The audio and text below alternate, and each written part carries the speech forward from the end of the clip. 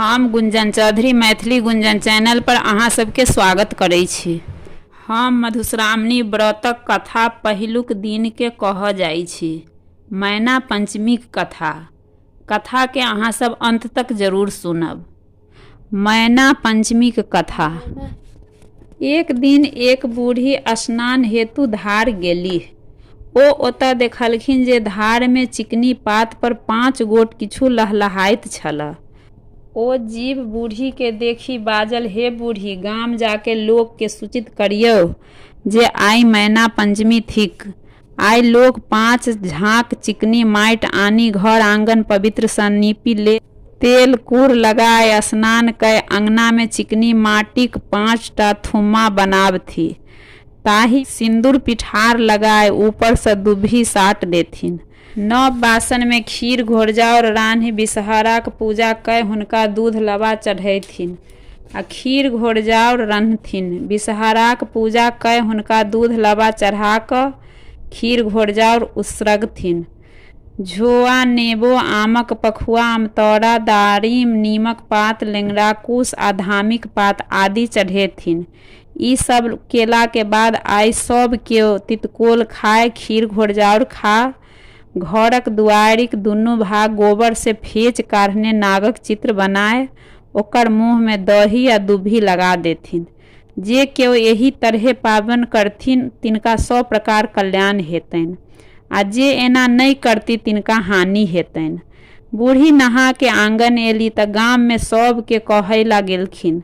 गामक किछु लोग ई पाबन नहीं केलक आ किछु लोग एकरा फूसफास बुझ अंठाय देलक।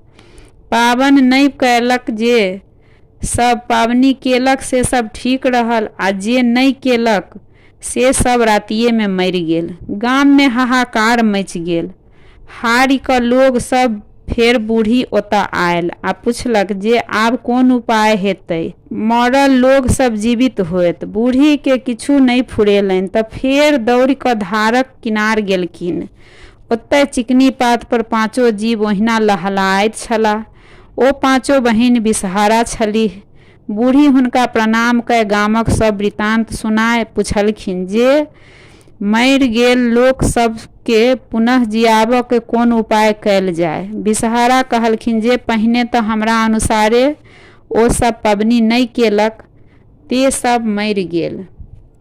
आर एके उपाय अछि, गाम में जे ककरो कड़ाही में खीर घोरजाउर लागल हेतै तऽ ओकरा घोरि कऽ मरल लोग सबके चटा देबै। इहो बुझा देबै जे अगिला पंचमी के नाग पंचमी हेतै, ओही दिन सब नियम पूर्वक पाबन करत तखन कल्याण हेतनि। बूढ़ी गाम में घरे घर कड़ाही में लागल खीर घोरजाउर ताकि मरल सबके चटाओल, तखन पुनः ओ सब जीव गेल। आब ओहो सब प्रसन्न भय बिषहारा का बुझाओल अनुसारे पाबन करय लागल आ आनंद से रहय लागल। मरलाहा लोग सब पुनः जीवित भऽ उठल आ नाग पंचमी दिन पाबन केलक जे मर्रे कहायल गेल। बिषहारा के जन्मक कथा। एक दिन महादेव गौरीक संग सरोवर में जलकीरा करैत छलाह। संजोगवश हुनकर वीर्य स्खलन भऽ गेल। महादेव ओकरा एक पुरैनीक पात पर राखि देलखिन। ओही सँ बिषहारा 5 बहिन जन्म भेल। महादेव के एही 5 बहिन पर ममता होबय स्वाभाविक छला। ओ नित ओही सरोवर में स्नान लेल जाथिन आ बड़ी बड़ी काल तक ओही साँपक पोंआ संग खेलाथिन। गौरी के संदेह होमय लागल जे महादेव एते काल तक पोखरि में की करैत छथिन। एक दिन ओ महादेवक पाछू पाछू गेलीह तऽ देखलखिन जे महादेव पोआ सभक संग खेलाइत छथि। ई देखी गौरी तमसाए गेलीह। ओ पोआ सबके पैर सँ पीचि पीचि कऽ फेंकय लगलखिन।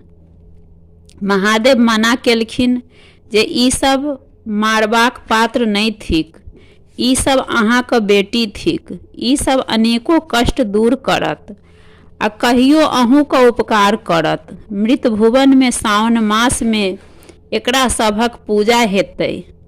जे ए 5 बहिनक पूजा करत तकरा साँपक डर नहीं रहतै। ओ धन धान्य से पूर्ण होत आ ओकरा सब तरहे कल्याण होतनि। हम एही पांचों बहिनक नाम रखने छी जाया, बिसहरी, शामिल, बड़ी, देव, देतन आ दोतली।